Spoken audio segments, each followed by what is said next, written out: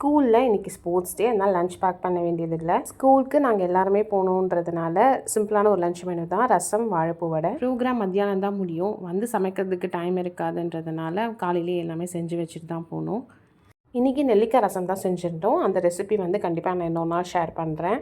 காலையிலே வேலையெல்லாம் முடிச்சுட்டு அப்புறமா ஒரு 10 o'clock ஸ்கூலுக்கு கிளம்பினோம்.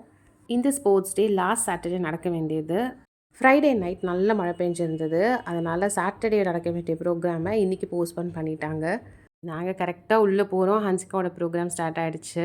ஹன்சிகா இந்த வாட்டி யோகாவில் பார்ட்டிசிபேட் பண்ணியிருந்தாங்க. ஃபர்ஸ்ட் டைமே இந்த அளவுக்கு யோகா பண்ணது எனக்கு ரொம்பவே சந்தோஷமாக இருந்தது. ஏதோ ஒரு ஃபிசிக்கல் ஆக்டிவிட்டி கண்டிப்பாக வந்து இருக்கணும். அது என்னன்னு தெரியல, நான் சொல்லும்போதெல்லாம் கேட்கல. இப்போ ரீசெண்டாக ப்ளூ ஸ்டார் மூவி பார்த்துருந்தா. அதுக்கப்புறம் வந்து நிறைய ஈவெண்ட்டுக்கு பேர் கொடுத்துட்டு வந்துட்டா.